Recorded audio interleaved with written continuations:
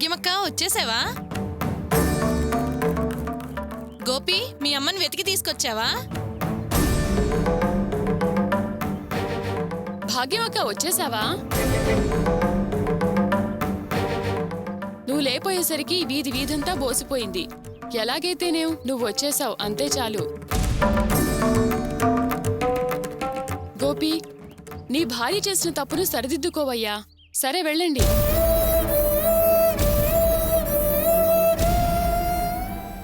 పోయి మళ్ళీ శనిని వెతుక్కొని మరీ తెచ్చుకున్నాడు వీడు.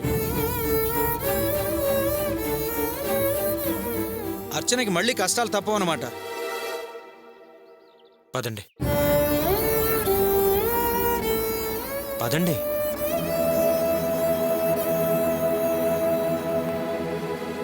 ఒక్క నిమిషం ఆగండి.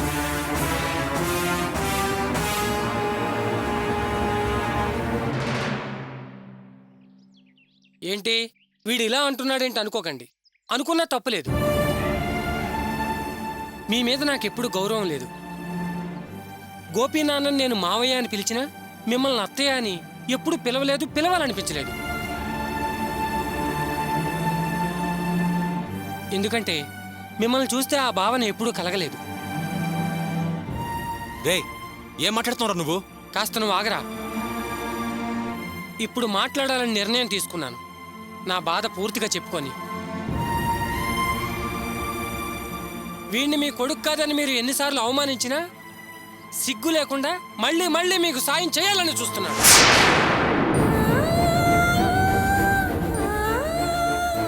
అందుకేగా వీడంటే చులకన, చిన్న చూపు, పిచ్చోడు అనుకునేది. నేను వీడికి చాలాసార్లు చెప్పాను, రేయ్ వాళ్ళు స్వార్థపరులు, కాస్త కళ్ళు తెరుచుకుని చూడరా అని. ఏ సాయం చేయాల్సిన అవసరం లేదని కూడా చెప్పా, కానీ వీడు వినడు. చివరికి ఇప్పుడు కూడా అమ్మ కనపట్టలేదని వెతుక్కుంటూ వస్తే నీకు అనవసరం, నువ్వు పోయి ఎతకాల్సిన పని లేదన్నాను. వాళ్ళ పెద్దనాన్న కూడా అదే అన్నారు. వీడు మా మాటలు వినలేదు. ఎందుకంటే మీ కడుపును పుట్టకపోయినా మీరు పెంచి పెద్ద చేశారనే విశ్వాసం, ప్రేమ, కృతజ్ఞత ఉన్నాయి కాబట్టి. చూడండి, అర్చన్ని మీరు 3 సార్లు ఇంటి నుంచి బయటికి తరిమేశారు. మిమ్మల్ని గంటకు ముందు మీరు చేయబోయిన పని అదే కదా. అందుకేగా అర్చన ఆవేశంలో మిమ్మల్ని బయటికి గెంటింది. అది తన భార్య మూలంగానేనని వీడు పిచ్చి పట్టిన వాళ్ళ వెతకటం మొదలుపెట్టాడు. పోనీలే ఫ్రెండే కదా అని నేను వీడి వెంట తోడుగా బయలుదేరాను. ఇదిగో ఇప్పుడు వెతికి తీసుకొచ్చాం.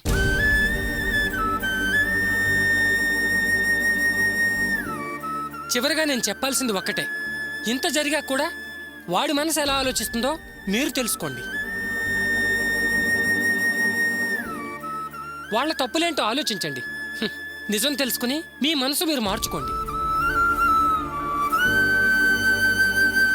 లేదు నేను ఇంతే అని మళ్ళీ అర్చన్ని వీడిని ఇబ్బంది పెడితే మీరు అసలు అమ్మే అనిపించుకోరు.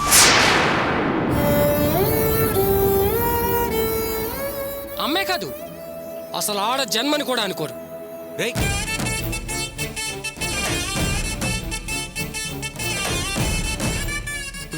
వస్తారా?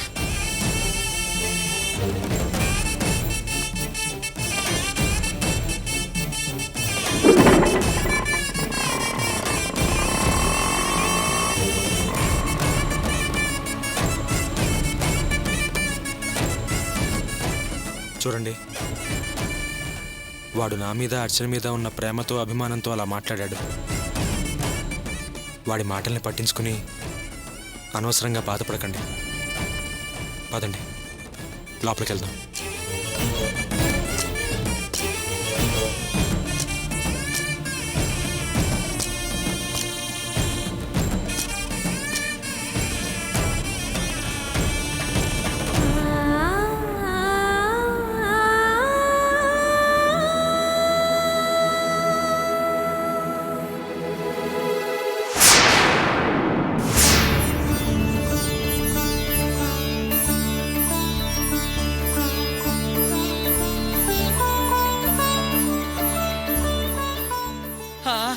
భాగ్యం, అమ్మా వచ్చావా? అత్తయ్య అత్తయ్య ఎక్కడికి వెళ్ళారు అత్తయ్య? అమ్మా, నువ్వు కనబడకుండా పోయేసరికి నేనెంత భయపడ్డానో. నా మనసు విలవిల్లాడిపోయింది. ఎక్కడికి వెళ్ళావమ్మా? ఏంటమ్మా ఇది? నీకోసం ఎక్కడెక్కడో వెతికాను. ఎందుకమ్మా మా అందరిని ఎంత బాధ పెట్టావు? భాగ్యం, మనం కొట్టుకున్నా తిట్టుకున్నా ఏమిటో నువ్వు కనబడబోయేసరికి నా ప్రాణం విలవిల్లాడిపోయింది అనుకో. అమ్మయ్యా, ఇప్పుడు ప్రశాంతంగా ఉంది. గోపి, భాగ్యాన్ని తీసుకొచ్చి మంచి పని చేసావయ్యా. ఒక్క నిమిషం, ఇప్పుడే వస్తాను.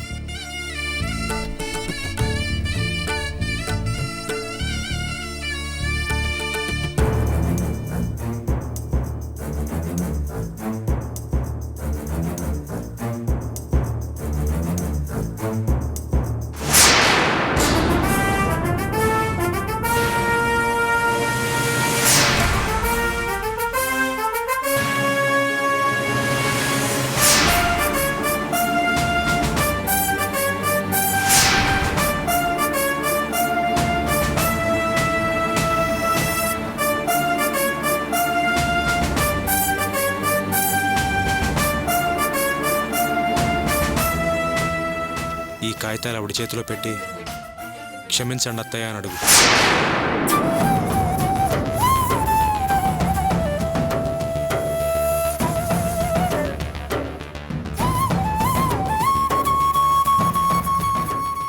ఏంటి అర్చన, వీడేంటి పిచ్చాళ్ళ వాగుతున్నాడేంటి అనుకుంటున్నావా? నా మనస్సాక్షికి అదే కరెక్ట్ అనిపిస్తోంది. అందుకే చెప్తున్నాను, ఈ కాగితాలు ఆవిడకిచ్చి క్షమించండి అత్తయ్య అని అడుగు.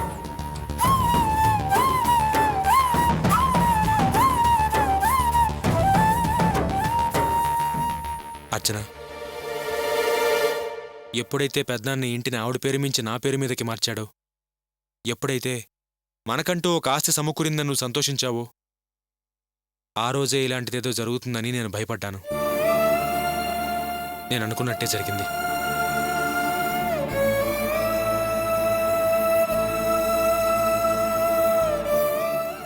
ఇక మీదటి ఇల్లు మనది అనే ధైర్యంతోనే ఆవిడ నీకంటే వయసులో పెద్దదని కూడా చూడకుండా, అత్తగారనే మర్యాద కూడా లేకుండా ఆవిడనింట్లోంచి బయటికి గెంటేశావు.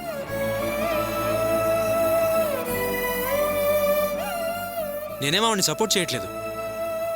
ఆవిడ చేసిన తప్పే.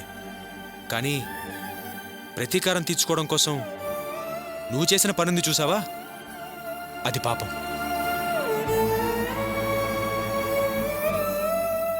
ఆ పాపానికి ప్రాయశ్చిత్తం చేసుకోవడం కోసమే నేను ఆవిడ్ని వెతికి తీసుకొచ్చాను. చూడండి, ఇది మీ ఇల్లు కూడా. ఈ ఇంటి మీద మా ఇద్దరికీ ఎంత హక్కుందో మీకు అంతే హక్కుంది.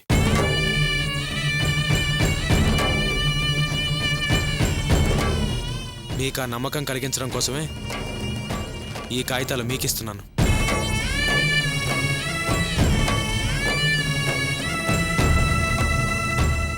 అర్చన, నువ్వు తప్పు చేశావు. కాగితాలు ఆవిడ చేతికిచ్చి క్షమించండి అత్తయ్య అని అడుగు. ఏంట్రా నువ్వు చేస్తున్న పని? ఇది పద్ధతి కాదురా గోపి. నువ్వు మాట్లాడద్దు నాన్న, మాట్లాడద్దు. జనం అందరూ నేను గొప్పవాడినని, నేనేదో మంచి పని చేశానని వాళ్ళతో పోడించుకోవడం కోసం ఈ పని చేశానని మీరు అందరూ అనుకోవచ్చు. అయినా నాకేం అభ్యంతరం లేదు. నా మనస్సాక్షికి నేను చేసింది కరెక్ట్ అని తెలుసు. అర్చన, నువ్వు చేసింది తప్పు అని నీకు అనిపిస్తే ఈ కాగితాలు ఆవిడ చేతిలో పెట్టి క్షమించండి అత్తయ్య అని అడుగు. వెళ్ళు.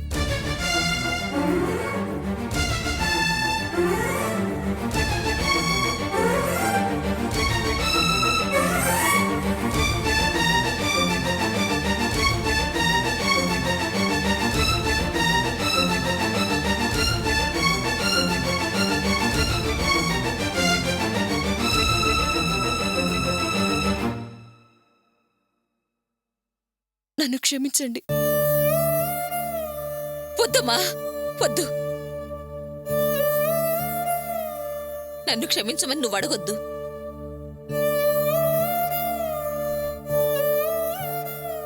ఇప్పుడు వీడన్నాడే నన్ను బయటకు గెట్టడం పాపమని, అదసలు పాపమే కాదమ్మా.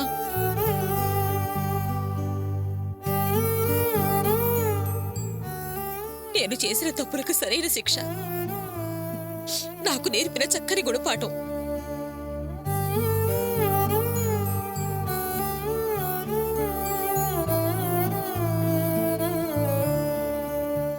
గోపి, తప్పు చేసింది అర్చన కాదయ్యా, నేను చేసింది పెద్ద తప్పు.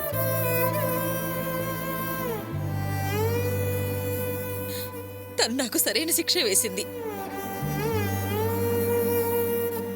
తనే చేసిందని శిక్ష వేస్తున్నావు, పాపం తగులుతుందయ్యా.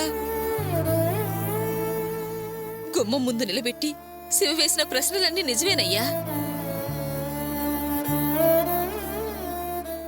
అవి నన్ను వాడు అడిగిన మాటలు కావు, నా మనస్సాక్షి నన్ను గుచ్చి అడిగే మాటలు. నేను సమాధానం చెప్పలేని ప్రశ్నలు, అదే ఆలోచిస్తున్నాను. నేనింకా ఆ ప్రశ్నలకి ఏం సమాధానం చెప్పాలని ఆలోచించే లోపే నువ్వు అర్చనతో క్షమాపణలు చెప్పించావు.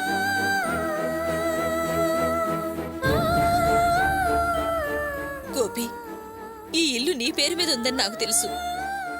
నాకన్నా తనకే ఈ ఇంటి మీద ఎక్కువ హక్కు ఉందని తెలిసినా ఆ క్షణంలో నేనన్నదే జరగాలన్న మొండితనంతో, అహంకారంతో, ఆవేశంలో నేను అర్చన మీద చెయ్యెత్తాను. అందుకే తను కోపంలో నన్ను ఇంట్లో నుంచి బయటికి గెంటేసింది.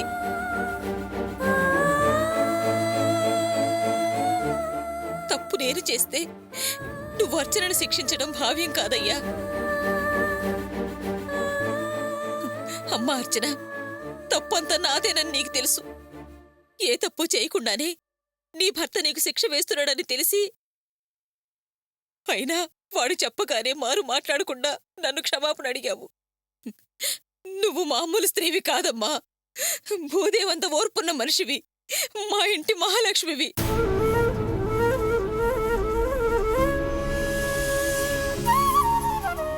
మీ మనసుల్ని నేను చాలా కష్టపెట్టాను, భరించలేని అవమానానికి గురి చేశాను. మీరు క్షమించలేనంత తప్పు చేశాను. నా మనసు తృప్తి పడాలంటే మీరిద్దరూ నన్ను క్షమించి తీరాలి.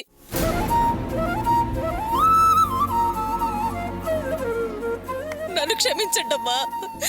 మీరిద్దరూ నన్ను క్షమిస్తే కానీ నాకు మనశ్శాంతి ఉండదు. నన్ను క్షమించండి. నన్ను క్షమించండి. నన్ను క్షమించండి. అమ్మ రాణి, ముందు ఆవిడ లేవమని చెప్పు.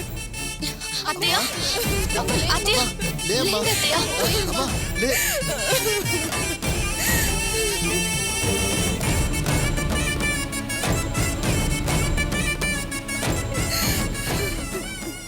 అమ్మా అర్చన, అందరూ బాగుండాలని ప్రతి క్షణం అందరి మంచి కోరుకునే మీకు చాలా అన్యాయం చేశానమ్మా. నా స్వార్థం కోసం మిమ్మల్ని ఇబ్బంది పెట్టాను.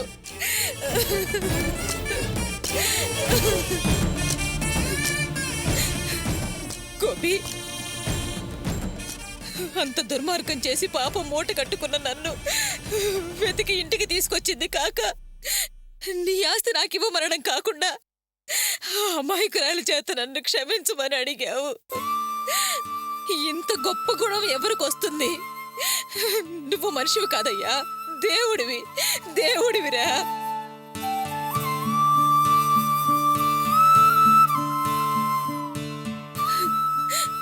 అలాంటి నిన్ను నా కొడుకును కొడుతుంటే నువ్వెవరివి అని అడిగాను. నేను పాపినిరా, నిజంగా పాపాత్మురాల్ని.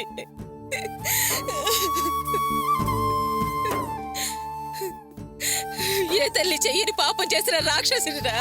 నన్ను క్షమించురా, నన్ను క్షమించు. ఇప్పుడు చెప్తున్నాను, ఆనందంగా గర్వంగా చెప్తున్నాను. నువ్వేరా నా కొడుకువి, నువ్వేనమ్మా నా కోడలివి. నిజం గోపి, నువ్వేరా నా కొడుకువి. ఒరే వాసు, ఇదిగో వీడితో గొడవలు పడింది, అనరాని మాటలు అన్నది అన్నీ తప్పేరా. అవన్నీ మర్చిపోదావురా. వీడు నీకు అన్నయ్యరా. మంచి మాత్రమే తెలిసిన దేవుడు, మంచి చేసే పుణ్యాత్ముడు. వీడు దేవుడురా, దేవుడు.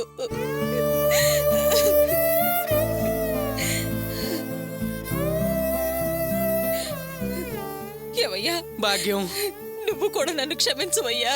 భాగ్యం, ఇదంతా నిజమేనా? నా కళ్ళని నేను నమ్మలేకపోతున్నాను. నిజంగా నువ్వు మారిపోయావా? నీ మనసును మార్చుకున్నావా?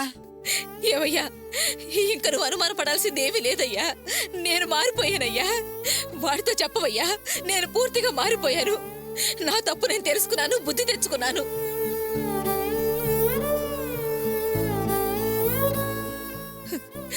నేను గోపి అమ్మనయ్యా. అవునయ్యా, నేను గోపి అమ్మను.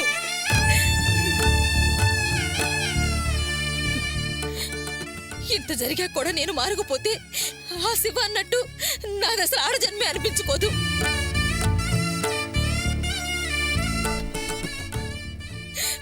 ఏమయ్యా, నన్ను క్షమించవయ్యా, నన్ను క్షమించు. భగవంతుడా, మమ్మల్ని ఇప్పటికి కరుణించావా తండ్రి? మా భాగ్యం మారిపోయింది, మారిపోయింది. ఆ, ఊరుకో భాగ్యం, ఊరుకో.